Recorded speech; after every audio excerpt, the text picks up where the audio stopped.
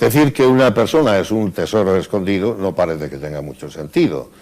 Y tampoco semioculto, porque después de retirarse algunos creen que ya son pasivos y que no van a realizar más el trabajo que hicieron. No es el caso de César Rosino. César Rosino es una interesante vida de profesor, una biografía, por suerte, que todavía puede dinamizarse en una conversación como la que vamos a tener, y a quien se recuerda como director, como docente en el Besaya, después en el Marqués de Santillana, en Torlavega, pero antes en La Rioja, en Nájera, primero en la Complutense, con una larga vida de discente y docente, aprendiendo él para luego poder enseñar, y con alguna laguna de la que vamos a hablar en un pequeño percance de salud que por fortuna se está restableciendo, pero es persona que tiene mucho que decir. Y como tiene mucho que decir y hay recuerdos que nos unen, tampoco vamos a esquinarlos. Cuando se hizo la gran Enciclopedia de Cantabria, y yo lo digo gran, no como si fuese la de la Revolución Francesa, nosotros no somos d'Alembert ni Diderot, y tampoco como la Suma Teológica del bueno de Santo Tomás de Aquino. Pero aquello fue un esfuerzo de 300 personas, 9.000 voces, y César, de una manera generosa, diligente, sistemática, automática, cubrió la zona del cine, el cine al que ha estado muy afecto. Se sabe menos, sus amigos lo saben, entre ellos Jesús, un profesor que le recuerda y hoy acompaña mientras hacemos esta conversación, mientras sostenemos esta conversación, que también sabe mucho de teatro. De todas estas cosas, sin orden, no diré que sin concierto, vamos a hablar. Es posible que un tercio aproximadamente sea biográfico, porque Rosino no es una persona a quien le guste exhibirse, pero su vida personal también es un éxito, y el resto serán cosas, digamos, entre comillas, profesionales. Gracias, César, por venir al Hotel Real, donde siempre nos tratan bien, y aceptar esta conversación que, por cierto, yo creo que me la debías, porque te lo he dicho muchas veces, y hasta ahora no habías querido, no habías podido, no había ocurrido. Sabes, Jesús, que estoy a tu disposición ahora y siempre, y cuando he recibido tu llamada solo he podido sentir alegría, no como una deuda que tenía contigo, sino como una prueba más de amistad de hace muchos años. Así lo es. Mira, tengo en la mano una fotografía que hice aquí, Cineclub Besaya. Yo creo que este es un buen punto de partida. Ahora ha habido en España, una vez más, premios cinematográficos, ese alborozo no exento de discusión ideológica. Ahí ves a Usí a veces diciendo, esos amigos de Zapatero, que no vamos a entrar en aspectos ideológicos de momento, pero sí del cine. ¿Cómo es tu juicio? No sé si estás ahora acudiendo mucho, desde luego las devociones tan fuertes no se pierden. ¿Cómo ves el momento del cine español ahora? Bueno, yo creo que el momento del cine español es bueno, pero con matices. Yo lo tendría que decir, es que es un cine absolutamente ya colonizado. Colonizado en el sentido de que la época dorada del cine, como sabes, el cine americano, la industria americana, las mayors, dominaban y controlaban todo el tema de la producción, pero aquí en España dejaban lo que sería la exhibición. Y actualmente esa también se ha perdido. Nada más que hay que ir a ver en los cines, las grandes salas multicines, donde ya pertenecen a las antiguas mayors, que por cierto ya no pertenecen a capital privado, sino que son de grandes corporaciones como Sony o cualquier otra. En ese sentido, una vez que han captado ya el potencial de exhibición, yo creo que controlan también todo lo referente a las direcciones de los directores más famosos. Estoy hablando de Almodóvar o estoy hablando de Amenábar. Y queda otro cine español bastante interesante, que es el de las coproducciones, sobre todo con dos países de Sudamérica, que es Argentina, por un lado, estas producciones de Darín y toda la escuela sudamericana de Argentina, además, con comedias muy interesantes, comedias y dramas bastante interesantes, y ahora últimamente también pues se ha iniciado con el cine mexicano, y ahí tenemos el ejemplo del Laberinto del Fauno, ¿eh? Y el resto pues queda pequeño cine para otros pequeños directores, que a lo sumo pueden hacer una o dos películas, algunas de ellas siguiendo la comedia española, como es el caso de Fernando Colombo, y poco más, poco más. Pero fíjate, te estás refiriendo, lo cual es muy propio, al cine como industria, porque al final es lo que predomina y eso es lo que dicen los tratadistas. Pero el cine como arte, como expresión, como órgano cultural significativo, no diré en términos de nación, no porque no proceda, porque estamos en un mundo donde el cine además ha roto barreras, pero la contribución artística de actores, actrices, producción fílmica que hace España como país, independientemente luego del trasiego industrial que tanto domina, ¿lo ves muy singular? ¿Crees que tiene de verdad un acento significativo muy peculiar y propio? Yo creo que se intenta y hay una lucha porque eso sea así. Pero fíjate que yo creo que ya no solo en España, sino en toda Europa, yo estoy convencido que el cine como tal, como la sala oscura donde las luces se apagan y se enciende la pantalla, va a desaparecer, y va a desaparecer por completo. Y eso va a ser sustituido por el cine llevado a casa. No ya en formato de televisión, pero claro, sí en formato de DVD o el sistema que haya en ese momento. ¿De dónde te viene a ti, César, el amor por el cine, la afición, aquella gráfica? Recuerda tu propia involucración desde el principio hasta el final. ¿Qué es tu adhesión al cine y por qué se produjo? En Torlavega, en los años 50 y tantos, 60, solíamos ir la generación nuestra bastante al cine. Primero porque no había otro sitio mayor donde ir, o jugabas en la calle o ibas al cine. Si bien es cierto también que no sufrimos directamente nosotros las consecuencias de la posguerra, donde se iba al cine para pasar calor. En mi generación, que es un poco después, íbamos al Regio. Sí, ya era, ahí las chavalas, ya era muy más lúdico. Ese es el punto de partida. Sí. No había mucho a dónde ir y era la gran opción. Pero en esa época íbamos al cine, yo creo que como para pasar el rato, consumíamos sin más. Ya en una época mía universitaria, pues tuve la suerte de parar en un colegio mayor, de quedarme en el Colegio Mayor San Juan Evangelista, donde ya figuraba unas actividades de teatro y música de jazz bastante importantes. Y un grupo de amigos dentro de este corral de comedia montamos la sección de cine. De ahí que, bueno, ya empezar a ver el cine no como algo de divertimento, sino como algo de poder trabajar en él. E incluso para poder estudiarle y al final para que nos ha servido siempre el cine, para adquirir conocimientos, ¿no? Después, cuando ya acabé la carrera y me puse a trabajar en Torlavega, pues tuve la oportunidad de crear un cineclub, el Cineclub Mesalla. Un gran cineclub, quizá el mejor de la época. Yo creo que sí, aunque sea... No porque fuera el único, porque había otros, pero yo creo que era el mejor.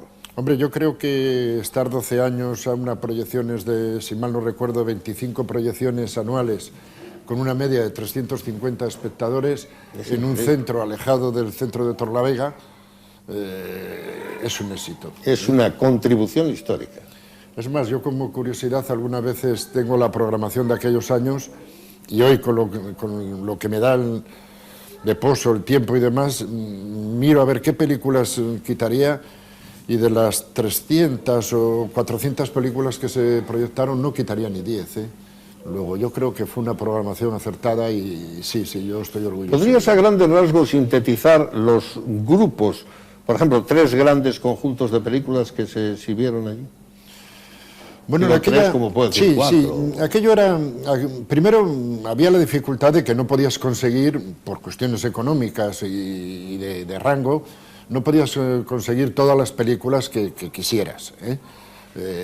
Porque esa es una de las asignaturas que siempre ha quedado cuando se habla de descentralización. Bueno, pues la Filmoteca Nacional no se ha descentralizado para nada. Quiero decir esto porque yo recuerdo de haber organizado un ciclo sobre Vittorio Gassman para el Festival Internacional y no poder conseguir ni una sola película de la Filmoteca, que ya es triste. Y entonces nosotros estructurábamos y teníamos por un lado un tercio de la programación de cada año era lo que se llamaba entonces arte y ensayo, que verdaderamente era arte y ensayo. Actualmente sabes que eso se ha confundido y a esa película que no tiene distribución se la llama arte y ensayo. No era así, era la película verdaderamente de autor. Por otro lado, teníamos otro ciclo dedicado al cine español y una tercera fase que era lo que llamábamos de géneros. Yo siempre he creído en los géneros cinematográficos y entonces cada año se proyectaban 2 películas de cada género, o por lo menos los géneros más importantes. O sea, que había un magnífico criterio programador. Había un criterio. Había un criterio, que efectivamente muchas veces hay un disparate. Bueno, a mí es sabido que me gusta hilvanar las conversaciones, no cómo te llamas, vienes mucho por aquí, de dónde eres, a través de la conversación. Has citado a Vittorio Gassman. ¿Conociste a Vittorio Gassman? Sí, le conocí personalmente el año aquel que vino a hacer un monólogo en el Palacio de Festivales. Yo lo recuerdo, te iba a hablar de eso. Y su director nos presentó un día. Él no pudo asistir a ninguna de las sesiones, eran 3 días únicos, ¿eh? Y si mal no recuerdo, no coincidieron esos 3 días del ciclo de Gassman, que se hicieron en los bajos del Coliseum, con la estancia de él en... Pero verdaderamente yo, vamos, creo haber visto muchísimo del cine de él. Era un genio. Y es un monstruo. Es un monstruo. Yo recuerdo... Una de sus películas se llama El monstruo. Pensé que hablábamos de lo mismo, no lo hacemos. Una vez llegó a la Plaza Porticada y venía muy tarde. Y la gente... Bueno, ya sabes que aquí no se cabrea mucho. La burguesía media santanderina es muy tolerante, aunque muy criticona, dicho sea con el máximo respeto. Y llegó tarde, venía con la gabardina en la mano y estaba todo el mundo quieto, parado, incómodo, con un escenario vacío. Entra al escenario César, se baja y toma una flor imaginaria y le dice a una señora de la primera fila: señora, disculpe que haya venido tarde, es culpa del avión, tenga la flor. Bueno, aquello fue increíble. Claro. Automáticamente elevó el público entero al escenario. Claro. Este era Gassman. Luego se lanzó al suelo, hizo algo en italiano, en latín, en inglés, Shakespeare, Pirandello, todo lo que se le ocurrió improvisar sin quitar la gabardina porque no le dio tiempo. Hablemos un poco de actores y no creas que se me olvida que retomes el hilo de toda tu vinculación con el cine porque no ha terminado. ¿Qué papel tienen la relación directores-actores, mirando un poco históricamente? Yo sé que esto es mucha pregunta y no vamos a hacer esto monográfico. Ha habido un momento en que el actor predominaba. Otras veces era como un agente subordinado al talento del gran director. ¿Cómo contemplas tú periodos o esa relación históricamente, antes y después y ahora? ¿Alguna manera de explicarnos esta interacción? Yo creo que en la época dorada del cine, la estrella era el director, sin duda. Y el director, su gran acierto sería el encontrar a aquellos actores que le iban en aquella película. Una vez que entraban bajo contrato a realizar esa película, yo creo que todos los grandes actores estaban subordinados al director. Estoy hablando de toda la época de, pues, no sé, desde John Ford a Howard Hawks, a Raoul Walsh, en fin. No, cita, tú no te preocupes. Vamos, toda la época, digamos, incluso yo diría, hablando de Vittorio Gassman, fíjate la personalidad que estamos hablando de un monstruo del cine. Sí. Por cierto, una época del cine posterior al neorrealismo que aún no se ha estudiado debidamente y además está muy poco difundida. Es muy difícil encontrar películas actualmente de esa época. La siguiente al neorrealismo. La siguiente de Risi, en fin, de Stenion, de toda esta gente, con sus grandes actores. En esa época, fíjate que Vittorio Gassman, yo estoy convencido que en cualquiera de sus películas, La Escapada, sí, podían hacer cosas pero no se escapaban nunca del guión. Se sujetaban. Exactamente, y el director era el que les exprimía, les hacía sacar lo máximo que tenían. Sí. Yo creo que eso ya ha variado y hoy se contratan a los actores por X días y generalmente no se suelen salir de esos días de contrato, sean 12, sean 7, sean 24, y yo creo que se ha profesionalizado demasiado. Es un poco más convencional. Exactamente. Someten al contrato y adelante. Lo que yo te digo y de alguna forma el actor ahora yo creo que se escapa bastante de las directrices del director. Aquí estamos viéndote con tu bigote, contento, creo que en el despacho de tu casa. No sé si aquí hay más libros que películas, porque se ven libros al fondo. Las películas están en la estantería de arriba. ¿Verdad? Sí. Si tuvieras que salvar, imagínate una cosa terrible, porque a mí me gusta a veces hacer un poco de tremendismo mínimo, que aquí se produjese un incendio, espero que esté todo asegurado. ¿Qué es lo que salvarías de lo que tienes aquí? Por desgracia tendría que decirte que todo de ahí. Bueno, si las llamas van muy a prisa hay que agarrar lo que sea más importante, ¿eh? Date cuenta que es que yo soy un coleccionista impenitente. Sí. Y colecciono material escolar antiguo, colecciono desde tinteros, plumillas, sellos, monedas, billetes, ¿no es una forma de locura, libros. querido César? Puede serlo. Bueno, pero la verdad es que me ha hecho muy feliz, ¿eh? Y entonces, me sigue ¿qué haciendo. de la colección salvabas o no te acabas de decidir? Ahí hay una serie de libros de cine que sí que salvaría igual, ¿verdad? en primer lugar. Háblame de uno. Bueno, pues hay... Háblales a los telespectadores de uno. Bueno, pues simplemente hay un libro que a mí me causó impacto y, bueno, no es ninguna maravilla, no es un libro de tesis, es simplemente una historia de cine Sí. de un autor francés, Georges Sadoul, que a mí me parece que es el mejor y es un libro antiguo, es de los años 40, 50. Sí. Y yo creo que analiza perfectísimamente todo el cine hasta ese año y deja abiertas las bases de lo que él cree, y verdaderamente así ha sido, de lo que va a ser el cine en el futuro.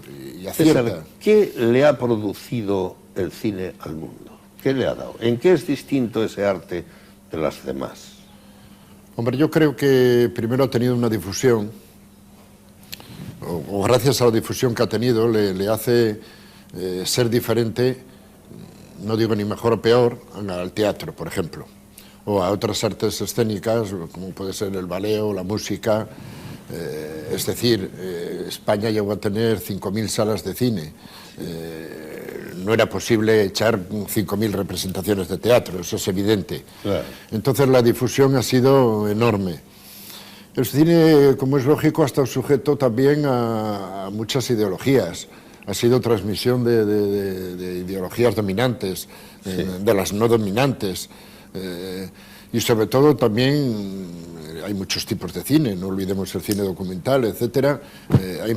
Lo que yo digo siempre, el cine a mí me ha servido porque ha impartido conocimientos y a mí me los ha dado. Y creo que a muchísima gente, hay generaciones, por lo menos hasta ahora, que han estado creciendo a la sombra del cine. Y si alguien te dijese que es un peligroso sucedáneo de la realidad, ¿qué le dirías? Pues que en cierto modo tiene razón y puede serlo, y ha habido épocas que lo ha sido. Touché, me tocaste. ¿Y te gusta Alfredo Landa? Sí, sí. Yo he tratado a Alfredo Landa, es un ser entrañable, es un navarro cariñoso. Sí. ¿Sabes lo que ha dicho hace menos de 2 semanas? Ha dicho, sí, es una españolada. ¿Y qué? Una españolada está muy bien, ha dicho. Eso nos lleva a aquel criterio programador tuyo que metía españoladas. ¿Qué son las españoladas? ¿Cómo verías tú el cine español en todos sus tramos históricos, a veces tan negro, a veces tan terrible, tan tremendamente anticlerical? ¿Por qué no como puede ser el mundo de las adaptaciones que hacía aquel gran tipo que fue Buñuel? Y otras veces tan de reír, tan del humor y de la simpatía de los señores bajitos que hacen gracia por su problema de talla, por decir un par de cosas así al voleo que tú vas a sintetizar mejor. El cine español es más que eso, Saurán, no sé qué, la caza, tal, la fotografía, la importancia enorme de nuestros grandes directores, pero haz tú una especie de síntesis de esta es la singularidad del cine español. Mira, yo creo que, como en todas las cosas, a veces somos muy propensos a buscar situaciones límites o ejemplos límites. Y evidentemente esa españolada del vecino del Quinto pues no tiene prácticamente ningún valor, si bien es cierto que era, bueno, una fuente de aquella época, ¿no?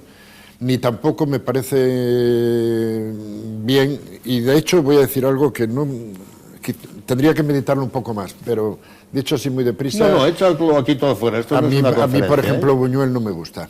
Ya. Quiero decirte con esto que sé que decirlo así en un aficionado al cine es una burrada, ¿no? Pero bueno, hombre, reconozco muchísimas cosas que hay que reconocer en el cine de Buñuel, ¿eh? Viridiana me parece, con todo el extremismo que tiene, me parece una película excepcional. Sí.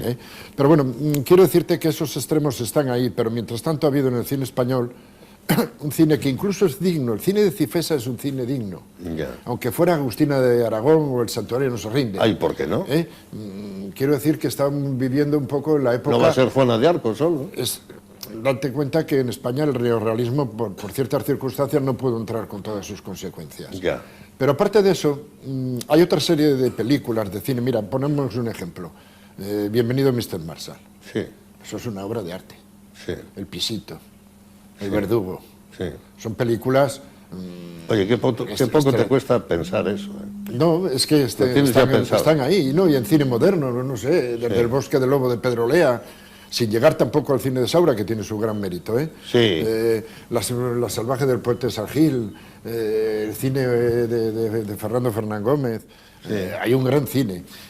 Y si me preguntas por qué, te digo, para mí el cine español le ha tenido una cosa extraordinaria, lo mismo que le tuvo el italiano, y le tuvo desde luego el americano, es que son los actores secundarios, guiones y actores secundarios. Entonces José Luis Vázquez, Gracita Morales, Fernández, todas esas gentes que no son tan secundarias, Conchita Velasco, por ejemplo, que a mí me parece muy buena en teatro también. Hombre, Conchita Velasco sí. ¿Verdad? Yo estoy enamorado a mi manera. Has dicho en primer lugar Vázquez, José Luis López Vázquez. No es un monstruo a su manera. Es un monstruo. Muy particular, ¿verdad? Conozco bastante bien y es un hombre... ¿Sabes qué me gusta? Una vez asistí al estreno en que, de manera tan generosa conmigo, Plácido Domingo, cuando fue contratado como director de la ópera de Washington, puso una condición, aparte de las económicas, seguir cantando en Nueva York, etcétera, que no le quitaran de eso. Dijo, si no ponen ustedes zarzuela española al año 2 veces o así, por lo menos no quiero dirigir esto. E impuso la de hijo de actores de la zarzuela, cantantes de la zarzuela, a sus padres. Esa sensación he tenido ahora al oírte hablar a ti del cine español a la altura de todos los demás. Y me ha gustado tenerla. Pero detrás de esto viene una especie de pequeña trampa dialéctica. Tú has hecho geológicas también. Sí, yo soy geólogo. ¿Por qué diablos un geólogo tiene afición al cine? Tendrías que tener afición al Gran Cañón, a los picos de Europa, ¿cómo? Tú eres un señor raro, porque... No, yo creo que no. Mira, yo creo que de las carreras de ciencias, yo creo que geológicas es la carrera quizás más humanística que hay. ¿Ah, sí? Sí, sí. Pero ahí no había mucho... Yo una vez fui con un amigo mío, que por cierto dirige la Sociedad Nuclear Americana de uso pacífico en Estados Unidos y es geólogo. Y me decía, mira, esa capa es la más antigua, esa otra, el litro colorado al fondo. Y ahí no había nadie. Me hablaba de los indios eskenazi, no sé qué, pero decía, porque claro, en español yo decía, ese es el colorado, que significa rojito en español, y lo pretendía poner como muy humano, pero decía, eso estaba antes que nosotros, nos iremos y seguirá ahí. En ese sentido es tan humanista también. ¿Qué tiene que ver todo eso con el cine? Hombre, aparte que el espectáculo era muy cinematográfico, desde luego. Yo recuerdo que hay un libro por ahí, difícil de leer, pero está ahí, La filosofía de la geología. Bueno, pues sí, yo creo que no solamente el principio de superposición de estratos que has citado, está el de la asociación faunística. Entonces, sí, ¿qué es eso? Que... No, tú amplía siempre. A los sabios aquí les aprovechamos. No, la asociación faunística es que se basa en la evolución de los animales. Los animales más evolucionados son más modernos que los menos evolucionados. Sí. Es decir, el darwinismo ha estado siempre con los geólogos. Claro. No sé, hemos tenido que estudiar un poco cuál es el origen y evolución de nuestro planeta, incluso el universo, pero bueno, nuestro planeta. Yo creo que es una materia que no se basa solamente en el reconocimiento de rocas o minerales. Pero no lo fuerces. Darwin, al fin y al cabo, yo creo que era británico, era una hipótesis lo suyo, no un aserto científico que pretendía el que fuese empíricamente imperecedero. Malthus se equivocó, ¿sí? El neomalthusianismo ha topado con los peligrosos eugenésicos y hasta con los nazis. Yo no veo que eso tenga mucho que ver con el cine. La pregunta era, ¿por qué un hombre como tú ha estado en tantas cosas? Y no quiero que lo fuerces porque yo sé que... Es más, ahí va la pregunta. ¿Tú eres un intelectual, César? No, yo creo que no. No lo niegues. Yo creo que no, ¿Tienes prejuicio contra los intelectuales? No, para nada, para nada. Además... Yo creo que sí lo eres, pero en tengo todo caso... grandes amigos que lo son y bueno, me gusta leer, me hubiera gustado hablar mejor que lo que hablo, tener más conocimientos. No sé. Y citas libros siempre. Bueno. Vamos a la experiencia. Recuerda esa etapa de Madrid, del Colegio Mayor, porque lo humano aquí cuenta mucho también de, sobre todo, el paso de geológicas a lo siguiente, y luego hay otra cosa terrible, es que has sido inspector de enseñanza. Yo creo que has estado un quinquenio, nada menos que un quinquenio, que era el término que usaban los exsoviéticos para dirigirlo todo. Un quinquenio de inspector, ¿qué te enseñó? Porque algo aprenderías. Después has sido un magnífico director, lo dicen tus compañeros, exalumnos, pero habla de esa etapa también. Mira, oye, no sufras, yo soy un preguntón. No, para nada, no, Jesús, ya sabes que yo entro en la inspección de la mano de un grupo de amigos, o conocidos, amigos, que me hablan de que hay unos proyectos nuevos de algo que se llama LOSE. La verdad es que nosotros, bueno, conocíamos ese proyecto y había que implantarlo y hacerlo realidad.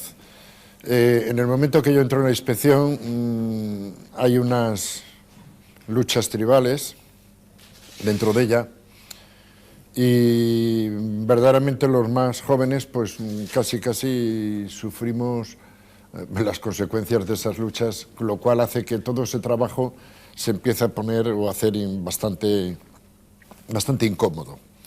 Claro, ¿qué ocurre con esto?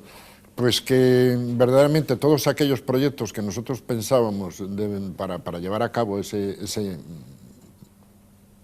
obra que en principio iba a ser la LOSE, pues prácticamente no la podemos desarrollar. Yo no recuerdo en 4 años y medio, nos llegaron a 5, ni una sola actuación donde yo pudiera proyectar mis conocimientos sobre las ciencias naturales de las cuales procedía. Entonces, claro, llegas a un grado de frustración bastante grande. Y... O sea, es una mala etapa, no la recuerdas. No la recuerdo bien. No... Y tampoco tu contribución pudo ser muy buena porque a ti te gusta dar algo de lo que tienes dentro. Yo creo que sí. Sí reconozco que no soy muy bueno para trabajar en equipo, creo yo. Sin embargo, y a pesar de que en aquella época había un director provincial, que yo era muy animoso en ese sentido, no puedo llegar a yo no te veo muy con cariño. Individualista, César. ¿Por qué dices que no eres bueno para trabajar en equipo? No era la costumbre de la época tampoco. No, a mí lo que me gusta es, por ejemplo, cualquier tipo de proyecto, hacerle de forma individual y luego discutirlo y hablarlo con la gente. Al final eso te lleva a ser un poco individualista. Mira, aquí va a haber una ruptura, espero que no te parezca frívola. Aquí estás, por supuesto, con tu bigote, con una especie de Pamela masculina muy original. Y yo quisiera, porque esto sí parece individual, aquí estás en un mundo exótico, que yo creo que es México. Es México. Y esto significa que no siempre, supongo que esto es un modo de trabajar, es un entendimiento del ocio excursionista con la cultura. ¿Tú has dedicado mucho tiempo a ti mismo a conocer cosas, a viajar, o has estado siempre estudiando? He tenido una pasión no de mucho tiempo, pero sí por lo menos de realizar entre 2 y 3 viajes al año desde... ¿Aquí ibas con tu novia, ibas solo o estabas soltero? No, ahí estaba casado ya. ¿Estabas casado? Estaba casado. ¿Y dónde está tu mujer aquí, que es una mujer encantadora? Pues, no, está aquí, ahora la vamos a poner. Ser.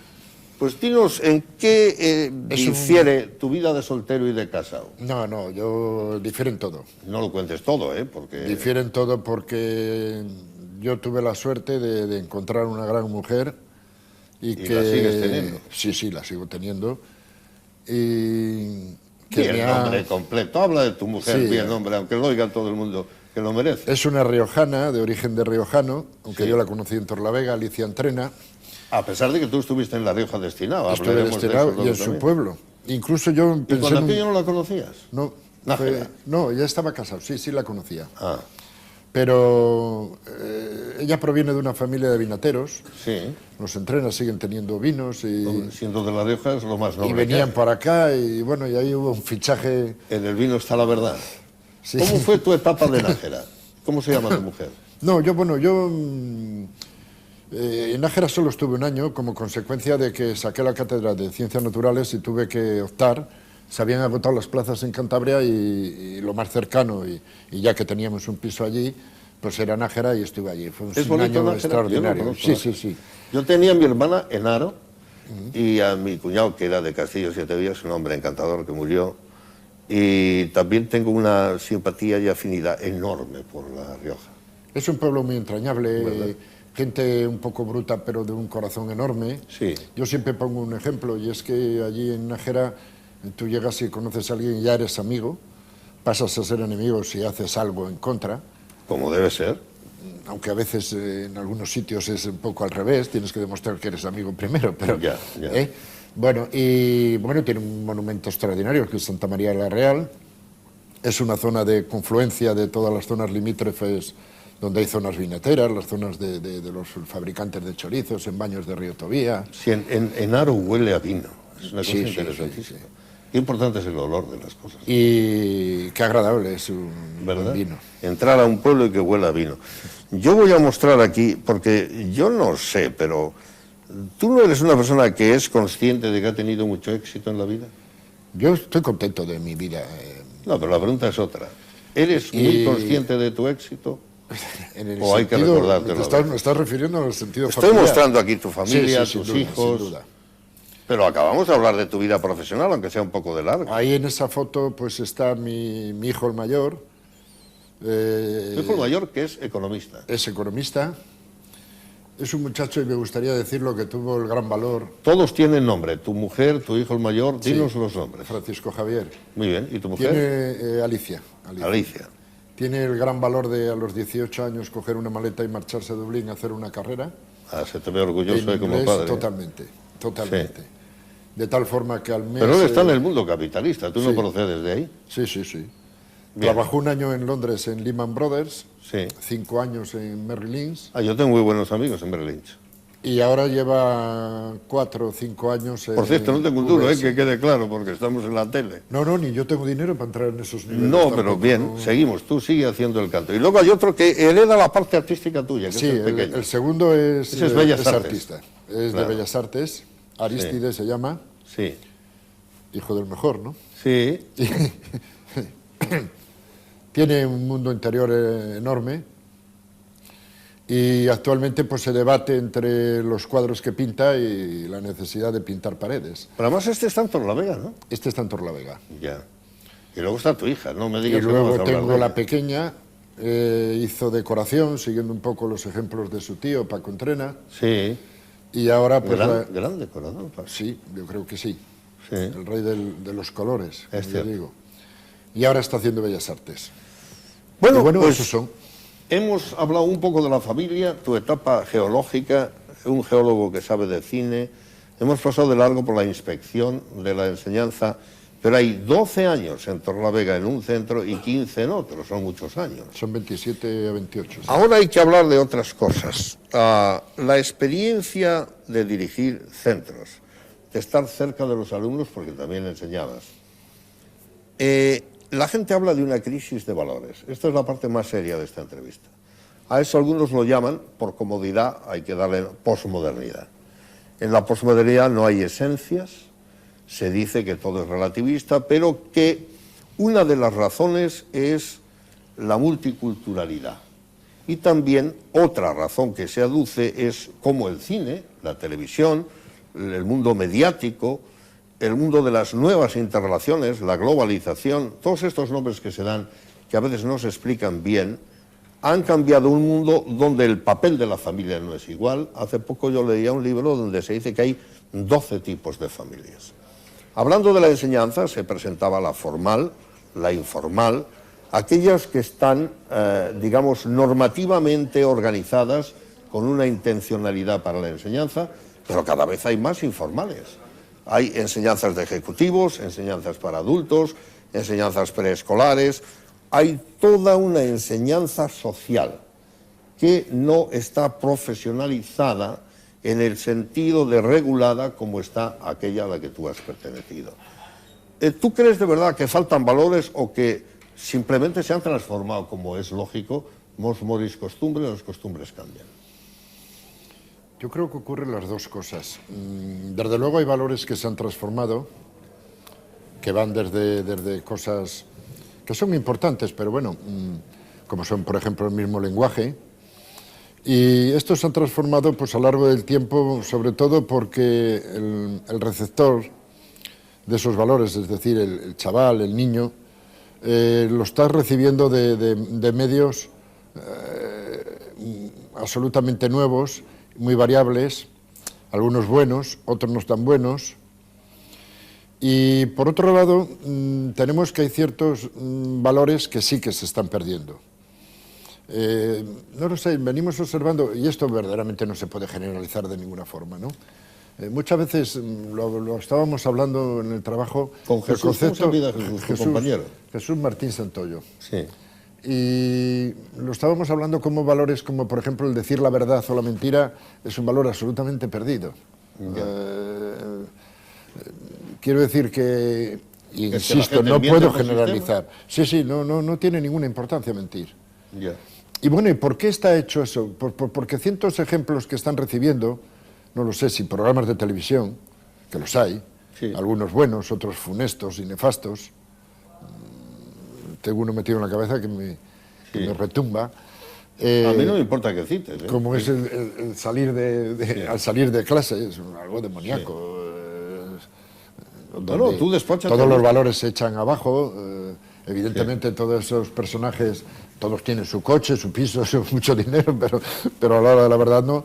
O como hay críos hoy que su gran ejemplo es poder entrar en un Gran Hermano y poderse hacerse multimillonario a base de triunfar en un Gran Hermano. Claro. Se me ocurre otro ejemplo malo, independiente, pues muchas letras de la música actual. Sí. Entonces, ¿qué ocurre? Que este chaval está creciendo con unos valores absolutamente cambiados o distintos.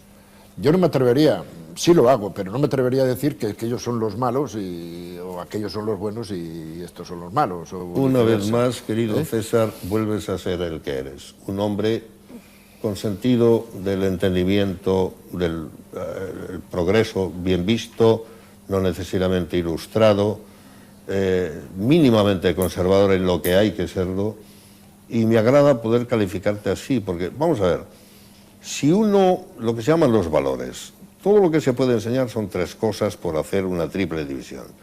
Por un lado, conocimientos más o menos objetivos, que son la instrucción, aquellas materias que se enseñan de forma regulada, de acuerdo a los currículos.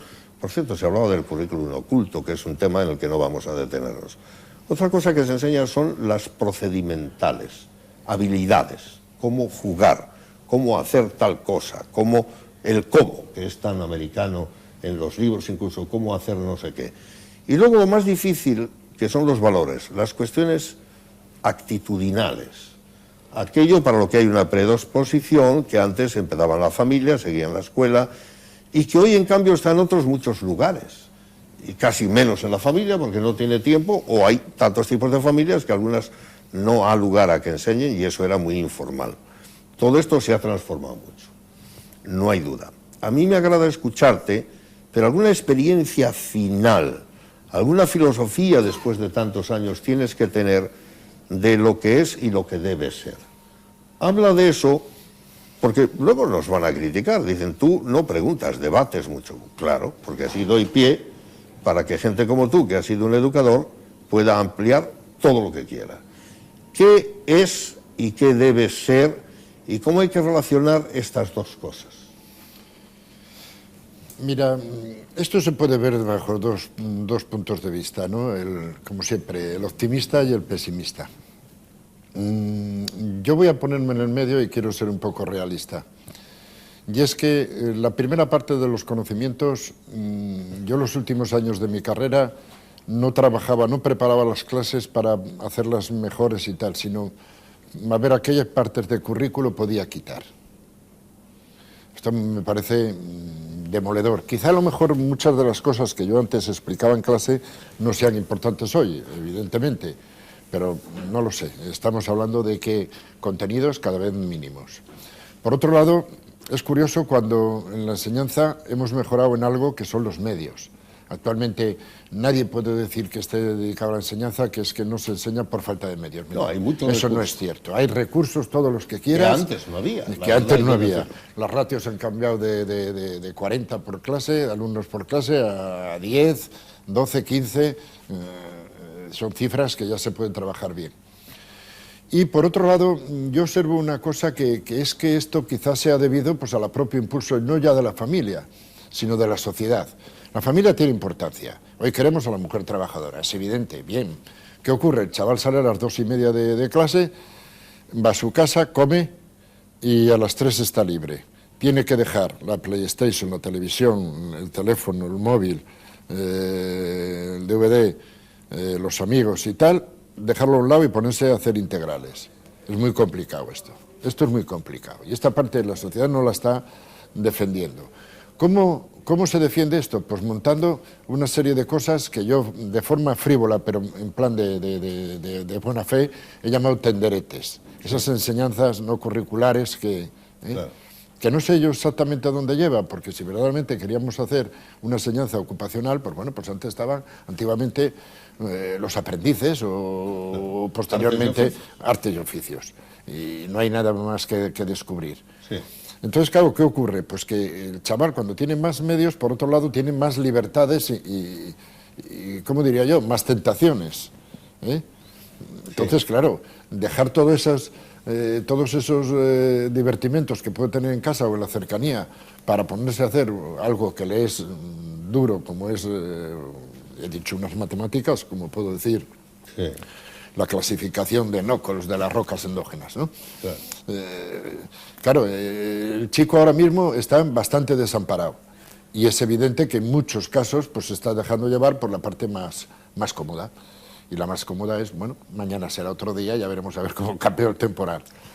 Eso ya en el centro luego se paga. Después de esta conversación que ha abarcado aspectos variados, se entra en ese punto en el que a mí me gusta intentar un mínimo drama, que es ir a por el entrevistado. Y al ir a por el entrevistado yo diría, ¿tú tienes una autodefinición ideológica tuya? Sí, una autodefinición. Ahí te estoy buscando la vuelta. Pero... No, honradamente hablando, ¿por qué no miras atrás y te atreves a calificar tu propia evolución como esa haya sido? Yo sé que no tengo derecho a preguntar esto. Sí, pero tampoco... no sería yo si no lo hago, y no seríamos amigos si no exhibimos aquí a la altura de tus 60 y mis casi 60, ¿para qué nos vamos a engañar? Yo me pongo un poco de más por si todavía tengo algún mecanismo de conquista por ahí. Pero contempla una evolución que seguramente es paralela a la propia sociedad española en la que estamos. Sí, mira, te lo voy a decir porque además yo creo que eso, como todo, por desgracia, tiene consecuencias posteriores. Hemos preguntado una definición ideológica. No, una auscultación sincera. Sí, te lo voy a decir no, de forma real. Yo en Madrid en esa época estamos hablando de los 50... 60 y muchos 70. 60, 70. Pertenecía a un grupo que se llamaba Frente de Liberación Popular, que se llamaba el Felipe. Eran más rojos que Lenin, ¿o no? Va. No eran como Lenin. No, ¿a la altura de quién estabais? ¿Los Togliattis, los No, defendíamos la escuela de Viena? No, el Frente de Liberación. Había de todo allí metido, era un pupurri muy divertido, créeme. Muy bien, los Felipes. Estaba pues gente que defendía a Rosa de Luxemburgo. Que no estaba de acuerdo, por cierto, con Lenin. Para nada. No, yo por ejemplo jamás en mi vida he sido marxista ni mucho menos comunista, evidentemente. Sí. Tuve en un momento determinado, porque varios amigos creímos que teníamos que hacerlo, un carné, yo en concreto tuve el carné número 8 del Partido Socialista Obrero Español. Ahí está siendo explícito. Como anécdota te puedo decir que yo para entrar tuve que pasar un examen de 1 hora y media, donde 3 personas nos examinaron de democracia. Sí. Pero en aquella reunión, no me acuerdo cómo se llama la calle, en un local de la JOAT, me parece que se llamaba, yo dejé muy claro que estaba ahí porque creía que tenía que hacerlo estar hasta que en España hubiera un Estado de Derecho y una democracia establecida de forma normal. Cuando esto se consiguiera, al día siguiente yo me daba de baja. Te hacías normal. Normal. Y así lo hice, acuciado por ciertos ofrecimientos de mi partido de forma halagosa, Sí. pero el hecho era irreversible y me di de baja. Sí. Y curiosamente, yo creo, sinceramente, a mí no me molesta, pero que eso lo he pagado. A lo largo de los años posteriores lo he pagado. ¿Por qué? Pues porque unos no se fían de ti, otros te odian, otros claro, no te quieren. ¿Pero llegan a odiar de verdad? Sí, yo creo que sí. Ya. Y hoy, hablando con más serenidad de la evolución, ¿tú crees que ha sido de...? Pero que conste, no me afecta para nada en la situación. No, yo creo que hice una cosa que cuando había la tenía que hacer, y lo único que me interesan es lo que opinan los que están al lado mío y los que trabajaban conmigo. El resto... Y ellos saben mi ideología perfectamente, ¿no? Claro. ¿Y qué entendimiento tienes tú de la situación actual en general? Aunque comprendo que es mucha pregunta. Putin esta semana, en una nostalgia de la cuestión imperial exsoviética, creo yo, acusaba de sentido excesivamente universal a los Estados Unidos y a la OTAN juntas. Yo no voy a decir que no sea así, pero entiendo que también es un poco defensivo, obedece a un viejo síndrome ruso, después de haber sido tan atacados, mira, me vuelven a rodear en el mundo, cuando en realidad la situación es tan distinta. No sé cómo lo ves tú, porque esto está muy polarizado también. Se ha polarizado y yo creo que una vez más no se ha aprovechado debidamente la caída de lo que se llama el telón de acero o el muro de Berlín. Etcétera, sí. ¿Qué ocurre ahora? Pues estamos hablando de lo de siempre. A mí me lo decían ya mis mayores, mira, todas las ideologías son bastante buenas, todas tienen unas cosas buenas y otras malas, y se trata de las personas que las llevan a cabo. Y al final estamos hablando de eso, de esas personas que llevan a cabo esas ideologías y de esas cargas de influencia que ejercen sobre ellas ciertas personas ajenas, como es el capital o en fin. Claro, ¿qué lleva a eso? Pues lleva a una decepción muy fuerte, muy profunda. Yo sigo creyendo en la democracia, pero la verdad es que hay democracias que no... De las personas podríamos pasar al personalismo de Munier, pero sería demasiada trampa y no me la ibas a perdonar. Simplemente, ¿quién es hoy para ti todavía un héroe que nunca va a cambiar? Te he perdonado el que me hayas hecho definir en público, que no lo había hecho jamás. Pero precisamente esa era la tentación agradable, porque yo quería que te conocieran un poco más los muchos que te admiran y que te conozcan aquellos que no lo hacen a través de nuestros telespectadores. Simplemente... cerca del final, quiero hacerte dos cuestiones. Una me preguntabas qué personaje no había cambiado nunca. ¿Qué personaje sigue en pie como paradigma, como modelo, como referencia a la que siempre se puede acudir y va a estar ahí como un modelo, simplemente vicario de valores, de cosas que a ti te dura, te perdura y que Para no caer en la tentación que a veces se hace de forma de decir, pues bueno, pues no sé... nombrar algún santo o algo por el estilo. ¿Y por qué no? Si no. A mí me gusta más San Agustín que Santo Tomás de Aquino. A mí un personaje que siempre me ha parecido extraordinario es Salvador Allende. Salvador Allende. Sin duda. ¿Pero porque murió con la metralleta en la mano sin poder escapar como le ofrecieron? Yo creo que pudo cambiar sus ideales y pudo venderse y pudo hacer muchas cosas y no las hizo nunca. Qué bien escribe Neruda en su última página de él, poco antes de desaparecer el propio Neruda. Y luego hay otro personaje por ahí con el cual ideológicamente, evidentemente, no estoy de acuerdo con él, pero que me parece coherente, es sin duda, y tengo que caer ahí, y ya sé que a mucha gente no le va a gustar, que es el caso de Fidel Castro. Me parece un hombre con él absolutamente coherente. Coherente con su propio destino. Con su propio destino y decisión. ¿Qué es lo que más... No me gustaría un Fidel Castro para mi país. No, está claro, pero ¿qué es lo que más te gusta de él y lo que menos? Hombre, a mí me parece que dentro de algunos logros de él que tuvo en su momento, cuando pudo hacerlos, porque claro, el boicot está claro ahí, pues me parece que la parte que hizo sobre la enseñanza, sobre la medicina, posiblemente también con el deporte, aunque últimamente se está demostrando que había mucha falsedad, que no era muy legal, como siempre. Pues me parecen logros. ¿Y lo que menos? El enrocamiento ese de no dar salida a ese pueblo que está ahí. ¿A ti te molestó que llegase a esa cierta admiración mutua y simpatía? Porque yo creo que no era teatro, con el Papa polaco, con Juan Pablo II. Yo creo que él es un hombre que a mí no me pareció extraño, ¿eh? ¿Verdad? Sí, sí, sí.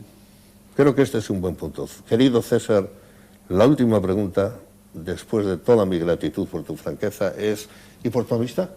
La cual no se agradece, se percibe como un gracioso don. Es, ¿qué haces ahora? ¿Cuáles son tus hobbies? ¿Por qué no nos das el agrado de decirnos cómo entretienes tu tiempo después de superar no sé qué, del pie y de unos alifaces de los que no vale la pena? Mi amiga Gloria Torner dice que cuando uno tiene un problema lo debe ignorar y que así no existe.